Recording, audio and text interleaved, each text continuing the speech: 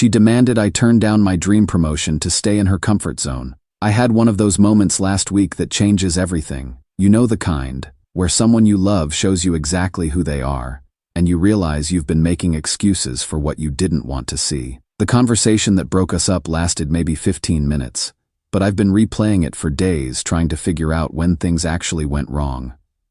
Was it when she said, "Absolutely not," before I even finished explaining the opportunity? Was it when she assumed I'd just dropped 2 years of work toward this goal? Or was it earlier, in all those times she nodded along when I talked about my career plans without actually hearing what I was saying? I've been dating Delaney for 3 years. She's brilliant, art gallery curator, comes from old Connecticut money, knows more about culture and history than anyone I've ever met. I'm from small-town Ohio, worked my ass off to get where I am as a senior financial analyst at a venture capital firm. Different backgrounds, but I thought we balanced each other out. 2 weeks ago, my mentor Victor offered me the promotion I've been grinding toward since I started there. Senior analyst position, significant pay bump, equity stake, the works. Only catch, it's at our Silicon Valley office. I'd been preparing for this possibility for months, even mentioned it to Delaney several times over the past year. When I told her about the offer, I was expecting maybe some mixed feelings, maybe concerns about logistics, but ultimately excitement for what this meant for my career. Instead, she looked at me like I'd suggested we move to Mars. "Absolutely not," she said before I could even finish explaining the details. "I can't just drop everything and start over somewhere else. My career is here, my connections are here, my whole life is here." I tried explaining how this wasn't just any job. This was the opportunity I'd been working toward, the kind of chance that doesn't come around twice in this industry. "There will be other opportunities," she said. "But you can't expect me to sacrifice everything I've built just so you can chase some Silicon Valley fantasy." Chase some fantasy. That's how she saw 2 years of strategic career moves and careful relationship building. "I'd never force you to move," I told her, "but I can't ask them to hold this position while we figure it out." She smiled and hugged me, relief flooding her face. "I knew you'd be reasonable about this. We can start looking at bigger apartments this weekend. Maybe something in Soho now that you'll have that salary bump." That's when I realized she hadn't heard what I actually said. She'd heard what she wanted to hear. I didn't correct her assumption. Instead, I called Victor the next morning and accepted the position with a start date 3 weeks out. Then I called Tony, my buddy who runs a moving company, and scheduled the crew for next Thursday. Here's what I've learned about myself in the past 3 years. I grew up watching my parents settle for good enough their entire lives. Safe jobs, predictable income, never taking risks that might lead somewhere better. I promised myself I'd never let fear, mine or anyone else's, keep me from opportunities I'd earned. Delaney thinks I'm being selfish. Maybe I am. But I've been in relationships where I was the one making all the compromises, and I know how that story ends. The moving truck arrives in 6 days. I still haven't told her. Update 1. Well, the secret's out, and it didn't go anything like I thought it would. Yesterday was supposed to be moving day. I'd planned to tell Delaney that morning before Tony's crew arrived, give us time to talk through everything properly. But she came home from the gallery around noon, 3 hours earlier than usual. She walked into our apartment to find 3 guys in work shirts carrying my desk toward the door. The look on her face, pure shock, like she was witnessing a break-in in progress. She looked at me, then at Tony, then back at me. "What is this?" she asked, voice barely above a whisper. "The crew I hired to move my stuff to California," I said. "I tried to tell you last week, but you weren't really listening." That's when the shock turned to something else. Anger, betrayal, disbelief, all of it hitting at once. "You're actually doing this? You're actually choosing some job over us?"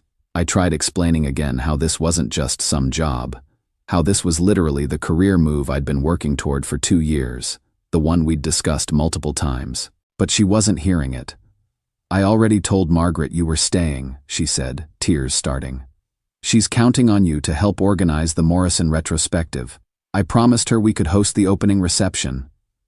She'd already told her boss I was staying, made commitments involving my time in our apartment without even asking me. That's when I realized how completely different our understanding of that conversation had been. She didn't just assume I'd stay. She'd already started building plans around that assumption. Tony, bless him, just kept directing his crew around our argument like this was the most normal thing in the world. Probably wasn't his first breakup-in-progress moving job. About an hour into this mess, Riley showed up. Delaney's best friend, someone I'd always gotten along with, someone I figured would automatically take Delaney's side in whatever story she'd been telling. But when she walked into the chaos, boxes everywhere, Delaney crying, me trying to explain why I hadn't given her a formal ultimatum about the move, Riley's reaction surprised me. She listened to Delaney's version for about 10 minutes, then turned to me and said, "Wait, you've been talking about this promotion possibility for months, right? I remember you mentioning it at dinner last spring." Delaney shot her a look that could have cut glass. "Riley, that's not the point. The point is he's abandoning everything we built together for some corporate ladder-climbing obsession." Riley was quiet for a long moment, then asked a question that stopped everyone cold. "Delaney, when's the last time you supported one of Noah's career goals instead of asking him to modify it around your preferences?" The silence that followed was uncomfortable as hell. Here's what I realized watching that exchange. Even Delaney's closest friend could see the pattern I'd been trying to ignore. The way every discussion about my career somehow became about how it would affect her comfort level. The way my ambitions always seemed to require approval from someone who'd never shown genuine excitement about my professional growth. Tony finished loading the truck around 4 p.m. I packed a suitcase with essentials and told Delaney I'd be back for the rest of my stuff once I got settled. As I was leaving, she said something that's been stuck in my head since. "You'll realize this was a mistake when you're alone in some sterile California apartment with nobody who actually knows you." Maybe she's right. Maybe I'm trading something real for something shiny and uncertain, but I keep thinking about what Riley asked, and I can't remember the last time Delaney was genuinely excited about something that would advance my career rather than enhance her social life. I start Monday, still processing what the hell just happened. Edit. For those asking about the relationship status, I honestly don't know. We didn't officially break up, but I also didn't promise to come back. It feels like we're in some kind of limbo that'll probably resolve itself over the next few weeks. Edit 2. Tony's been moving people for 15 years. During the drive to storage, he told me this was actually one of the calmer breakup moves he's handled. Apparently people throw things more often than you'd think. Update 2. I thought the worst part of this whole situation was behind me after the moving truck left. I was wrong. Sunday afternoon, 2 days after I'd settled into a temporary place in Palo Alto, Delaney showed up at my door. Not the apartment we'd shared. She'd somehow found out where I was staying through mutual friends. She looked like she hadn't slept in days, hair disheveled, eyes red, wearing the same clothes I'd seen her in yesterday when she'd tried calling me 6 times. "We need to talk," she said, pushing past me into the living room. "This whole thing is ridiculous. You're being dramatic about a simple disagreement." A simple disagreement. That's what 3 years of dismissing my career goals had become in her mind. Riley arrived about 20 minutes later. Apparently Delaney had asked her to come as backup, thinking having her best friend there would help convince me to be reasonable. But something had shifted in Riley since the moving day argument. She seemed uncomfortable, kept glancing at Delaney like she was seeing someone she didn't recognize. The conversation started normal enough. Delaney trying to explain how we could make long-distance work, how I was overreacting to her concerns about the move, how she just needed time to adjust to the idea. Then Victor called. He was calling with news about the signing bonus, an extra $25,000 for accepting quickly and helping them avoid a longer search process. Professional conversation, exactly the kind of career development Delaney had spent 3 years treating like an interruption. When I hung up and explained what that call was about, something in Delaney's face changed, cold, almost disgusted. "Of course," she said, her voice dripping with condescension. "More money, more status, more validation for your little small-town boy makes good fantasy." Riley looked shocked. "Delaney, what are you saying?" But Delaney was just getting started. "You don't understand what you're throwing away," she said to me, her voice getting louder. "I come from a world you could never access on your own. I've been elevating you for 3 years, introducing you to culture, teaching you how to present yourself in sophisticated company. And you're choosing to go back to that Midwestern practical nonsense." The room went silent. Riley stared at her best friend like she was talking to a stranger. "Delaney, do you hear yourself right now?" "What?" Delaney snapped. "I'm being honest for once. Noah's a nice guy, but let's be realistic about what this relationship was. I was helping him become someone better than his background would naturally produce. And now he wants to go play Silicon Valley startup bro with a bunch of soulless tech drones." That's when Riley stood up. "I think you should leave," she said quietly. Delaney whirled around. "Excuse me?" "Riley, you know I'm right. You've seen how he dresses, how he talks about money, how he doesn't understand art or culture or anything that actually matters in life. I've seen a good man work his ass off for 3 years while his girlfriend treated his achievements like inconveniences," Riley shot back. "And I'm seeing that same girlfriend reveal exactly who she really is when she doesn't get her way." I'd never heard Riley talk to Delaney like that. Ever. Delaney's face flushed red. She turned back to me with this expression of pure entitlement. "You're really going to let her talk to me that way? After everything I've done for you?" "What exactly have you done for me?" I asked. "I made you better. I gave you taste, refinement, connections to people who matter. Without me, you'd still be that small-town nobody with a business degree eating at Applebee's and thinking that counts as dining out." The silence that followed was deafening. Riley gathered her purse and headed for the door. "Delaney, I'll call you when you've figured out how to apologize for all of this." After Riley left, Delaney tried to walk it back. Said she was emotional, said I was forcing her to say things she didn't mean, said I should understand how stressed she was about losing our future together. But I kept hearing those words. Small-town nobody. Elevating you. Better than his background would naturally produce. "I think you should go," I said. She stared at me like I'd slapped her.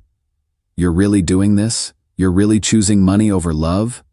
"I'm choosing respect over contempt," I replied. "And apparently that choice was made for me a long time ago."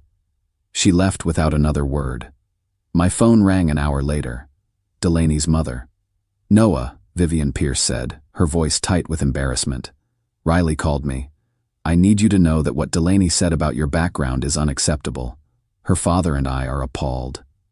Turns out Riley had given Delaney's parents a full account of the conversation, including the small-town nobody comment and the elevating you attitude. "We didn't raise her to talk about people that way," Vivian continued. "We've always respected your work ethic and your character. Success isn't about where you come from, it's about who you choose to be." The woman who I'd always felt barely tolerated me was apologizing for her daughter's behavior. "I start my new position Monday. Found a great apartment with a view of the mountains. The signing bonus covered everything with money left over.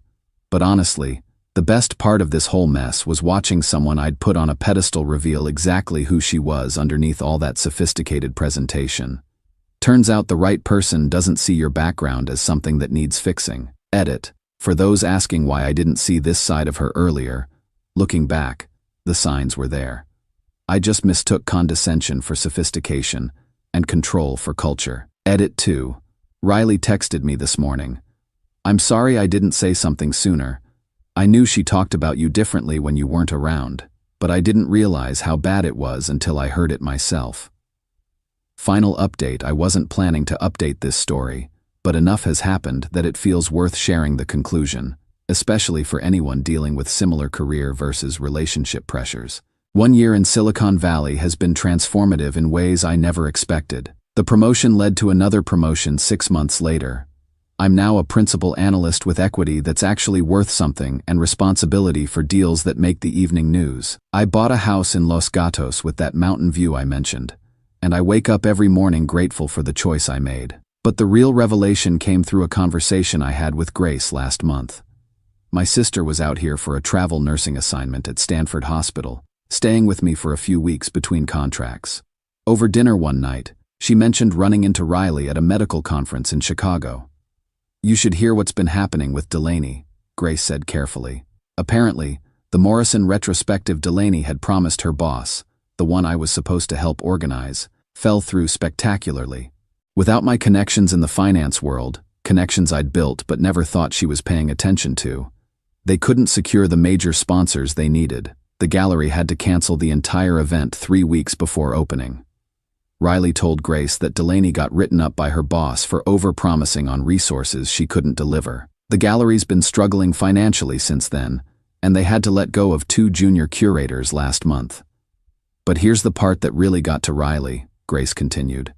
Delaney's been telling everyone that you abandoned her for Silicon Valley money, that you chose materialism over meaningful culture. She's made herself the victim in this whole story. According to Riley, mutual friends stopped buying that narrative around month 3, when it became clear that Delaney had never actually supported my professional goals and had been pretty condescending about my background all along. Riley said she finally understood why you looked so tired all the time when you were together, Grace told me. Like you were constantly trying to prove you deserved to be in the room. That hit me hard, because it was accurate. I had been exhausted by the end of that relationship, not from working hard, but from trying to earn respect that should have been freely given. The best part of this whole year hasn't been the career success, though. It's been dating someone who actually gets excited about my achievements instead of treating them as obstacles to her comfort. I met Elena at a fintech conference in San Francisco 8 months ago. She's a senior analyst at a competing firm, understands the industry, asks smart questions about my projects, and celebrates my wins like they're her wins too. When I told her about getting tapped for the acquisition team that's evaluating a $200 million healthcare startup, her response was, "That's incredible. Tell me everything about the deal structure." Not, "Does this mean you'll be working more hours?" or, "I hope this doesn't go to your head." Just genuine excitement about something that matters to me professionally. We're already talking about coordinating our next career moves. She's been approached by a London firm, and instead of seeing that as a threat to our relationship, we're exploring whether my company has European opportunities that would align with her timeline. That's what partnership actually looks like.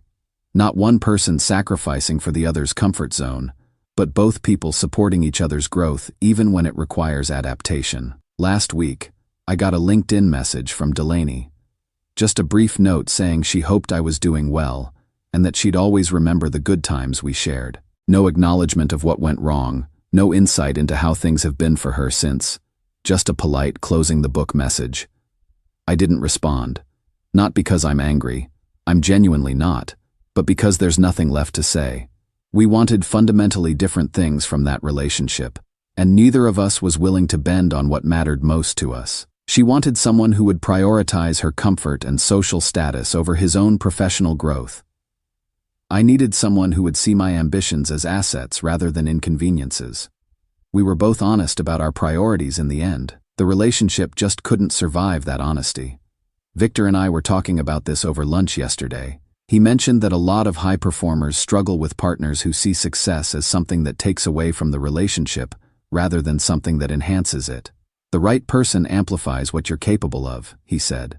The wrong person asks you to diminish it. I spent 3 years trying to balance those two approaches, and it nearly cost me the opportunity that's changed my entire trajectory. Sometimes the hardest decision is also the only decision.